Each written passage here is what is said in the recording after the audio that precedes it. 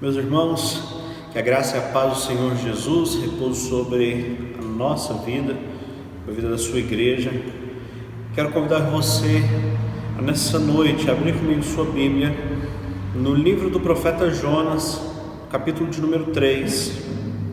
Nós realizaremos uma leitura de todo o capítulo e esse é o texto que servirá como base para a nossa meditação nesta noite. Nos diz assim a palavra do Senhor. Jonas prega em Nínive. A palavra do Senhor veio a Jonas pela segunda vez, dizendo: levante-se, vá à grande cidade de Nínive e pregue contra ela a mensagem que eu lhe darei. Jonas se levantou e foi a Nínive segundo a palavra do Senhor. Ora, Nínive era uma cidade muito importante diante de Deus. Eram necessários 3 dias para percorrê-la. Jonas começou a percorrer a cidade caminho de um dia e pregava dizendo: ainda 40 dias e Nínive será destruída. Os ninivitas creram em Deus, proclamaram um jejum e vestiram roupa feita de pano de saco, desde o maior até o menor. Quando essa notícia chegou ao rei de Nínive, ele se levantou do seu trono, tirou os trajes reais, cobriu-se de pano de saco e sentou-se sobre cinzas, e mandou proclamar e divulgar em Nínive o seguinte: por mandado do rei e dos seus nobres, ninguém, nem mesmo os animais, bois e ovelhas, podem comer coisa alguma. Não lhes deem pasto, nem deixe que bebam água. Todos devem ser cobertos de pano de saco, tanto as pessoas como os animais. Então clamarão fortemente a Deus e se converterão, cada um do seu mau caminho e da violência que há nas suas mãos. Quem sabe, talvez Deus se volte e mude de ideia, e então se afaste do furor da sua ira, para que não pereçamos. Deus viu o que fizeram, como se converteram do seu mau caminho, e Deus mudou de ideia quanto ao mal que tinha dito que lhes faria, e não o fez. Pai, em nome de Jesus, nós estamos diante da Tua Palavra e nós te pedimos nessa noite que o Senhor fale uma vez mais aos nossos corações. Trabalhe os nossos corações, transforma as nossas vidas. É o que nós pedimos em nome de Jesus. Amém. Meus irmãos, conta-se uma fábula que Leonardo da Vinci, ao pintar os seus quadros, procurava modelos, pois ele achava difícil demais pintar a partir de sua imaginação. Quando ele então se propôs a pintar o quadro da Última Ceia, ele começou a procurar modelos que representassem os discípulos. Em um dia, Leonardo da Vinci saiu de seu ateliê e saiu pelas ruas da cidade, buscando um homem que serviria como modelo para que ele pintasse a Judas Iscariotes. Essa fábula nos diz que Leonardo da Vinci se enveredou então pelas tabernas da cidade, pelos lugares de perdição, à busca de alguém que tivesse a maldade no olhar, alguém que fosse aparentemente violento, alguém que fosse tão traidor quanto era Judas. E ele encontrou esse homem. Após uma breve conversa, Leonardo da Vinci se propõe então a pagá-lo para que ele fosse seu modelo, e aquele homem aceita o trabalho. Quando Leonardo da Vinci pintava o quadro, aquele homem lhe perguntou: o que você está pintando? E ele então disse: a representação da Última Ceia. Aquele homem então, que trazia sim a maldade no olhar, lhe perguntou: e quem eu sou nesse quadro? E Leonardo da Vinci disse: você é Judas. Aquele homem se irritou, se irou, ameaçou sair do ateliê, ameaçou agredir da Vinci, e ele então lhe propôs pagar o dobro do que pagaria. Aquele homem permaneceu ali. Terminada a pintura, Leonardo da Vinci o pagou e ele se foi. Alguns meses depois, quando Leonardo da Vinci já havia pintado todos os outros discípulos, ele saiu então pelas ruas da cidade a procurar um homem que servisse como modelo de Jesus. Ele procurou nas praças, nos lugares familiares, alguém que fosse bom, alguém que tivesse um semblante agradável.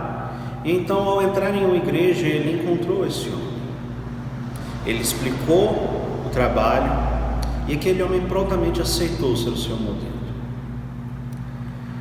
Por aproximadamente 3 dias, esse homem compareceu ao ateliê de Leonardo da Vinci e ali posou para que ele fosse então pintado.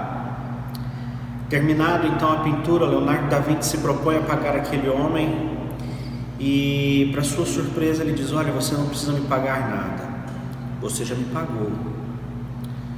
Leonardo da Vinci olha para esse homem e diz: como eu lhe paguei? Eu não lembro sequer de ter lhe dado um adiantamento. E esse homem então lhe disse: não, você já me pagou. Você talvez não se lembre, mas há alguns meses eu estive aqui no seu ateliê. Você estava pintando o seu quadro e você procurou um homem que se assemelhasse a Judas. Eu era aquele homem. Quando você me disse que eu era Judas, eu comecei a questionar minha vida. Eu me arrependi de tudo aquilo que eu havia feito e a minha vida foi então transformada. Meus irmãos, essa história deixa latente a necessidade do homem de arrependimento. Um arrependimento genuíno, um arrependimento que não é motivado apenas por emoções, mas um arrependimento que gere a transformação de vida. O arrependimento experimentado pelo personagem dessa fábula era o mesmo arrependimento necessário para a cidade de Nínive nos dias de Jonas. Jonas recebeu a missão do Senhor de anunciar o seu juízo contra a cidade de Nínive, capital do Império Assírio. Em certa medida, meus irmãos, nós, crentes do século 21, temos o mesmo chamado, um chamado que nós recebemos de Cristo. Antes de ser assunto aos céus, Jesus nos comissionou e a sua ordem foi clara: indo por todo o mundo, anunciem o Evangelho, façam discípulos, batize-os em nome do Pai, do Filho e do Espírito Santo e os ensine a guardar tudo aquilo que eu vos tenho ordenado. Embora hoje o centro da nossa mensagem, meus irmãos, seja a graça de Deus que vem em favor, vem ao encontro do pecador arrependido, nós não podemos negligenciar a mensagem do arrependimento, uma mensagem tão dura quanto aquela que Jonas proclamou a Nínive: 40 dias e a cidade será subvertida. Caso nós não atendemos, meus irmãos, para a importância do arrependimento para a salvação, nós corremos um sério risco de negligenciá-lo e desprezá-lo. Diante de todo exposto até o momento, meu querido, minha irmã, eu gostaria então de chamar a sua atenção para o tema da nossa meditação nessa noite: o chamado de Deus ao arrependimento. Tema esse que será estruturado a partir de 3 perspectivas nesse capítulo de Jonas que nós lemos, das quais a primeira delas nos diz que o chamado de Deus ao arrependimento é urgente. O chamado de Deus ao arrependimento é urgente. Nós, seres humanos que somos, temos uma tendência de acreditar que sempre teremos mais tempo. Nós planejamos a nossa vida, planejamos a nossa profissão, planejamos o nosso casamento, planejamos ter filhos e sempre acreditamos no amanhã. As nossas certezas geralmente estão firmadas em um futuro que é incerto e que talvez nunca chegue. A grande verdade, meus irmãos, é que quando se trata de tempo, o único tempo que nós temos disponível para alguma coisa é o agora. O amanhã não existe. Quando o amanhã chegar, ele será hoje. As Sagradas Escrituras nos confrontam quanto a isso. Tiago, pastor da igreja de Jerusalém, irmão do Senhor, diz o seguinte em sua epístola: atendei agora, vós que dizeis: hoje ou amanhã iremos para tal cidade, lá passaremos um ano e negociaremos e teremos lucro. Vós não sabeis o que sucederá amanhã. o que é a vossa vida? Sois apenas como a neblina que aparece um instante e logo se dissipa. Nós temos a arrogante pressuposição, meus irmãos, de que nós estamos no controle de todas as coisas, de que nós estamos no controle de nossas vidas, de que nós estamos no controle do nosso tempo. Contudo, sobre o amanhã nós nada sabemos. E quando nós pensamos nessa perspectiva, apontando para a nossa vida espiritual, essa incerteza quanto ao amanhã evidencia a urgência do chamado de Deus ao arrependimento.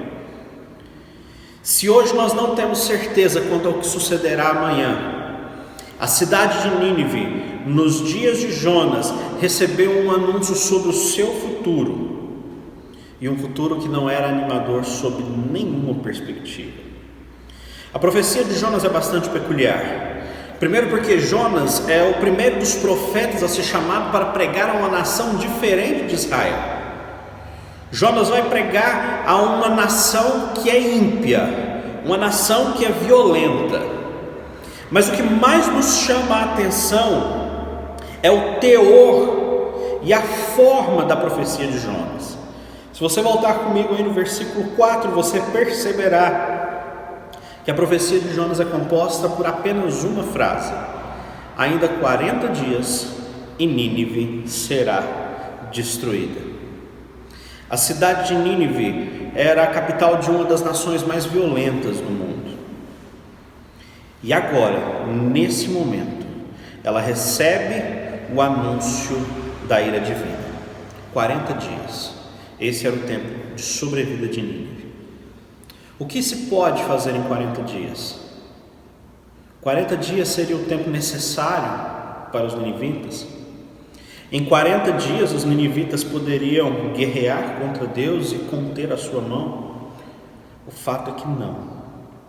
Os ninivitas não poderiam conter a mão de Deus, os ninivitas não poderiam lutar contra Deus. Aparentemente eles não tinham saída, porque o anúncio da ira de Deus era urgente demais. 40 dias e a cidade será subvertida.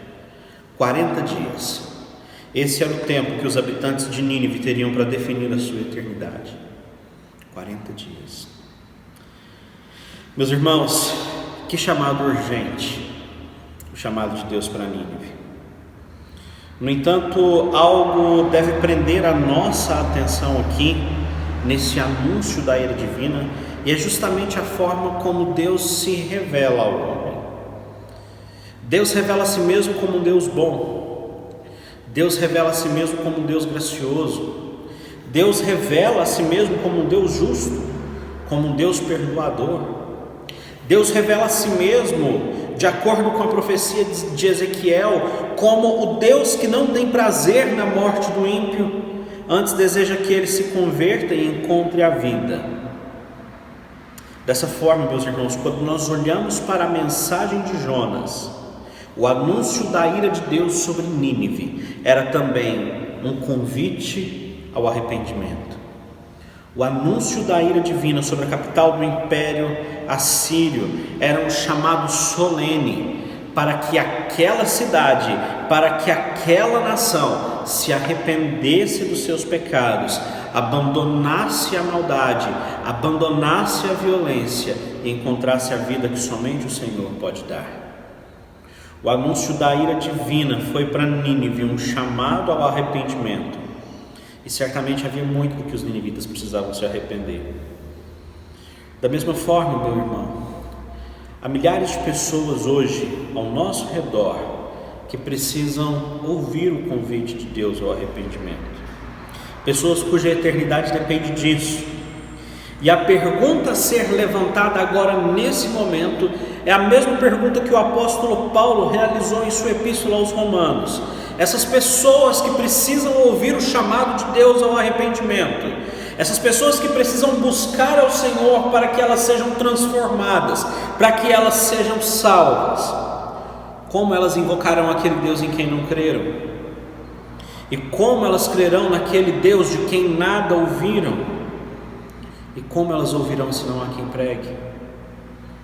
Meu irmão, minha irmã, Assim como foi outorgada a Jonas a responsabilidade de anunciar a urgência do arrependimento na cidade de Nínive, em muitos momentos pesará sobre mim e sobre você a responsabilidade de confrontar pecados e atuarmos como agentes de Deus na vida das pessoas que nos cercam.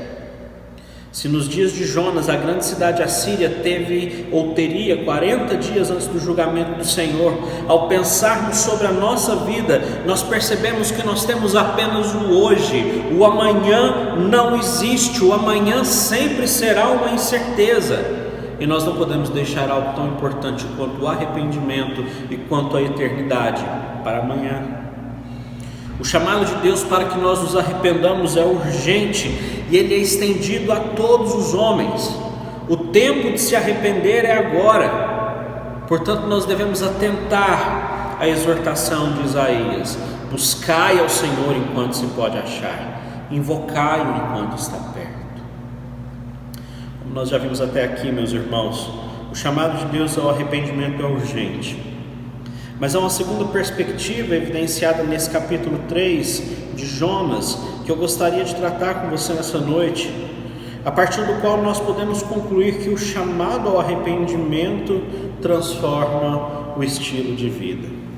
Isso fica muito claro a partir do versículo 5, quando nós vemos a reação dos ninivitas diante da mensagem do juízo de Deus. Caso nós não estejamos cientes, meus irmãos, da nossa real situação diante do Senhor, nós podemos apenas nos encontrar convencidos de que somos crentes, mas na verdade talvez nós nunca tenhamos passado por um processo real de conversão. Isso nos lembra da situação dos fariseus. Jesus, em um dos seus embates com os religiosos da época, disse o seguinte: olha, vocês são como os sepulcros caiados. Por fora vocês são belos, mas por dentro vocês estão cheios de toda imundície, de toda podridão. Quando nós não experimentamos um arrependimento verdadeiro, nós corremos o risco de nos encontrar na mesma situação dos fariseus. Isso decorre da facilidade que nós temos de confundir remorso e arrependimento. Esses dois conceitos foram muito explorados nas nossas aulas de escola dominical, quando nós estudamos o livro de Juízes. Nós vimos que em muitos momentos a nação de Israel não se arrependia, mas apenas sentia remorso. Mas é necessário aqui relembrar esses conceitos. O remorso é aquele sentimento que nos gera emoção, que até nos entristece, que até nos faz chorar, mas que nunca culmina em uma mudança de comportamento que seja real e aparente. O arrependimento, por outro lado, pode não vir acompanhado por nenhuma manifestação emotiva, como choro. No entanto, ele nos conduz a uma mudança drástica no estilo de vida. Quando nós olhamos aqui para o chamado de Nínive ao arrependimento, nós percebemos palavras muito duras vindas de Deus: 40 dias e a cidade será destruída. 40 dias e vocês serão subvertidos. O anúncio de Jonas constava apenas de uma promessa de destruição. O Senhor não especificou contra quais pecados ele julgaria a cidade. O Senhor não apresentou uma possibilidade de saída. As suas palavras foram: 40 dias e a cidade será destruída. Ao perceberem o quão desesperadora era a sua situação, os ninivitas não apenas creram na veracidade das palavras do profeta, eles não apenas creram no Senhor, mas eles se arrependeram e abandonaram o seu velho estilo de vida. Aqui, a partir do versículo 5, nós vemos uma mudança drástica no comportamento. Uma mudança drástica no comportamento de toda a cidade.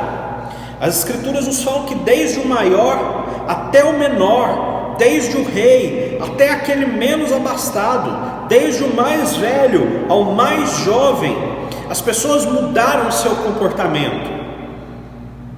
Deus não precisou especificar os pecados, porque aquele povo sabia da maldade e da violência de suas mãos. E ao serem então confrontados com o anúncio da ira divina, do julgamento do Senhor, eles se arrependeram e mudaram completamente o seu estilo de vida. E a pergunta que eu preciso fazer para você nessa noite, que você vai responder para o seu coração, é se você consegue observar uma mudança no seu estilo de vida a partir do momento que você conheceu a Cristo. Quando nós somos confrontados pelo Senhor, quando nós somos confrontados pelo seu Santo Espírito, pela sua palavra, com a nossa real situação e nós nos arrependemos verdadeiramente, o nosso estilo de vida muda. A transformação que foi gerada pelo arrependimento na vida dos ninivitas não permaneceu na obscuridade dos seus corações, não permaneceu no seu interior. O arrependimento foi testificado pela mudança da mente e pela mudança do comportamento. É nesse sentido que caminha, meus irmãos, o ensino de Paulo lá no Novo Testamento, quando ele escreve a sua epístola aos Romanos, e ele diz o seguinte: olhe, não vos conformeis com este século, mas transformai-vos pela renovação da vossa mente, para que experimenteis qual seja a boa, agradável e perfeita vontade de Deus. A renovação da mente, da qual Paulo fala, que nos conduz a uma postura de inconformismo com o presente século, e a mudança de paradigmas e comportamentos que ela gera, tudo isso tem raízes no arrependimento que precede.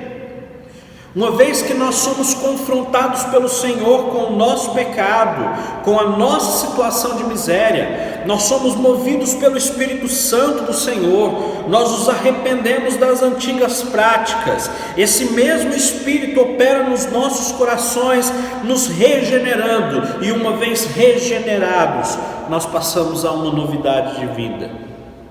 Foi exatamente isso que aconteceu com os ninivitas. O povo jejuou, se envolveu em cerimônias de luto, a violência deu lugar a um sentimento de dependência e necessidade, a autoridade do rei foi subvertida em uma humildade penitente, e a altivez deu lugar ao clamor. Nínive rejeitou publicamente a violência e a injustiça que lhes era tão comum. Aquele povo agora, arrependido da sua maldade, buscava a face do Senhor e o seu santo favor. Transportando o chamado ao arrependimento para os nossos dias, nós podemos facilmente concluir que é evidente a necessidade que nós temos de experimentar o arrependimento e a mudança provocada pelo arrependimento no estilo de vida. O arrependimento de Nínive foi tão profundo que o próprio Jesus fez menção a ele, conforme o relato de Mateus, quando ele diz: no dia do juízo, os habitantes de Nínive hão de levantar-se contra esta geração para condenar. É que eles, quando ouviram a pregação de Jonas, se arrependeram. Ora, aqui está aquele que é maior que Jonas. Jesus fala diretamente ao povo de sua época, povo este que, ao ouvir a mensagem da salvação, endureceu o seu coração e não se arrependeu. O anúncio de Jesus se estende a nós hoje, e mais uma vez nós podemos perceber a importância do chamado ao arrependimento e da transformação na vida do homem que é gerada por ele.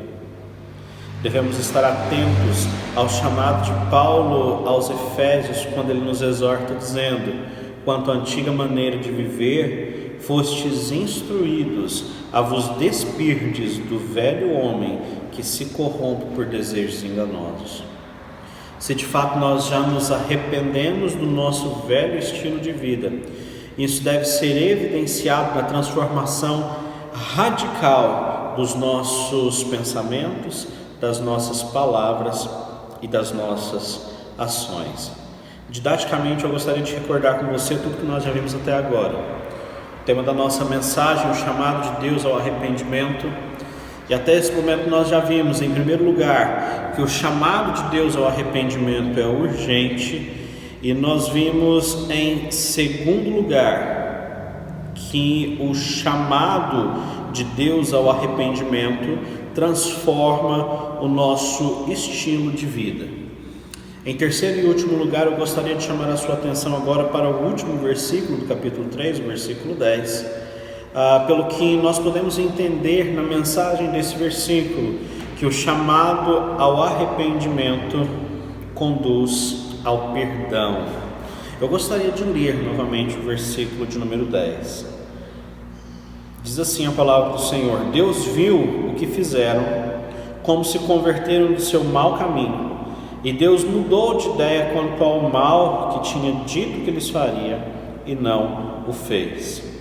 Em algumas versões, a expressão Deus mudou de ideia é traduzida como Deus se arrependeu do mal que lhes havia dito lhes faria. Os versículos 9 e 10 desse capítulo de Jonas agora nos levam ao ápice da trama de Nínive aqui neste capítulo. Nós vemos que diante do chamado ao arrependimento, Nínive se arrepende de fato dos seus pecados, abandona a violência, e nós percebemos que então ele evita o julgamento divino. O rei de Nínive reconheceu que Deus poderia desviar a sua ira se o arrependimento fosse genuíno e se assim ele o quisesse. O que nós temos no versículo 10 aqui é o clímax de um padrão que se perpetua no Antigo Testamento. Deus envia uma ameaça de julgamento, aquele que é pecador se arrepende, Deus desvia a sua ira e concede perdão. Um dos livros em que isso se torna mais evidente é o livro de Juízes, que eu citei agora há pouco, o livro que nós estudamos aqui na escola dominical, e constantemente lá no livro de Juízes nós percebemos essa dinâmica de anúncio de julgamento, arrependimento e perdão.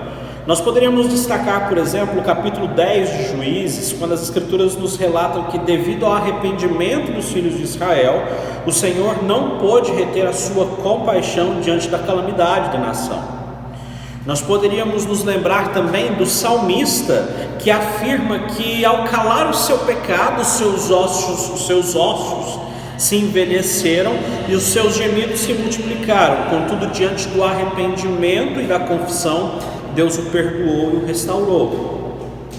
A cidade de Nínive, como nós já vimos, recebeu o anúncio da ira de Deus, e esse anúncio funcionou também como um chamado ao arrependimento. É interessante nós percebermos aqui que a profecia de Jonas é uma promessa do juízo divino, uma advertência, mas ela não se configura em uma condenação absoluta. Caso a cidade de Nínive estivesse definitivamente condenada por Deus, ela seria destruída. Há dois exemplos muito claros disso no Antigo Testamento: o caso de Sodoma e Gomorra.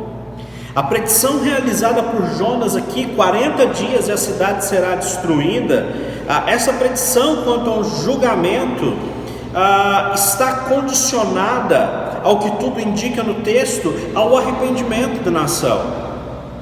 Os ninivitas cumpriram essa condição de se arrepender, eles se converteram dos seus maus caminhos, e a resposta de Deus foi a anulação do julgamento à luz do arrependimento genuíno dessa cidade.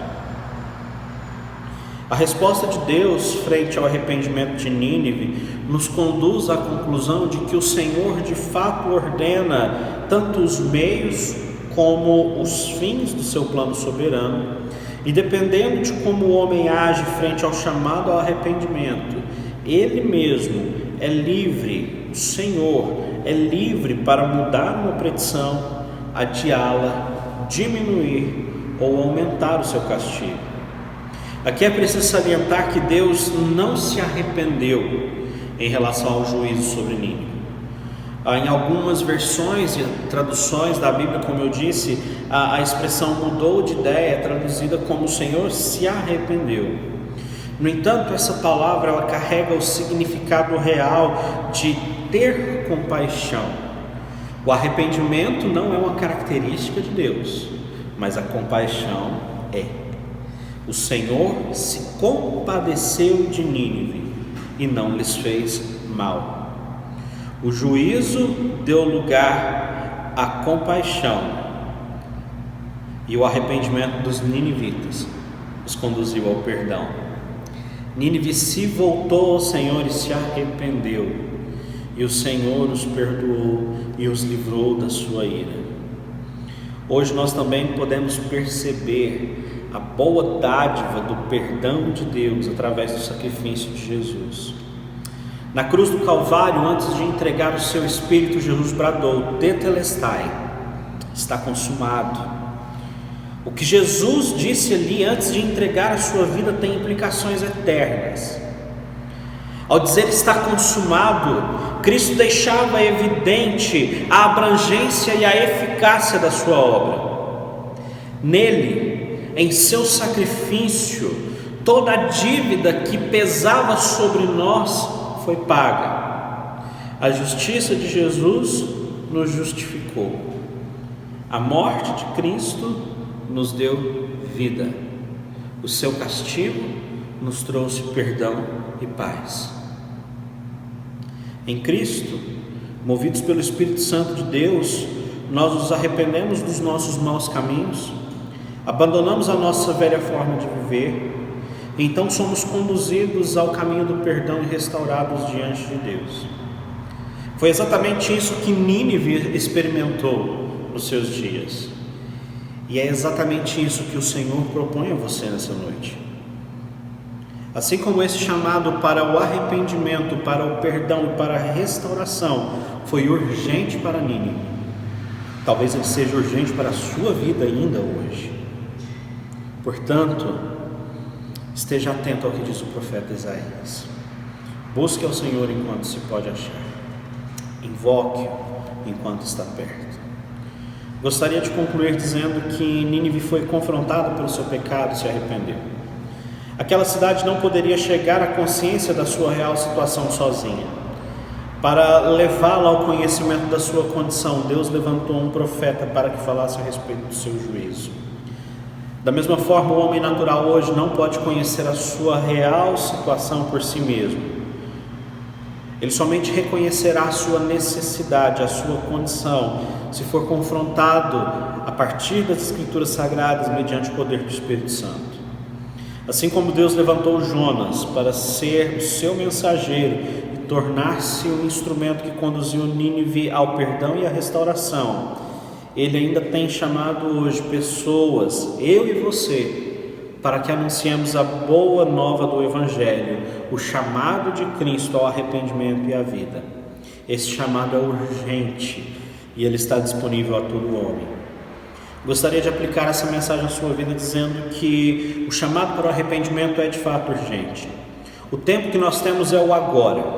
Assim, clame ao Senhor por perdão e restauração hoje mesmo, porque ainda há tempo para você.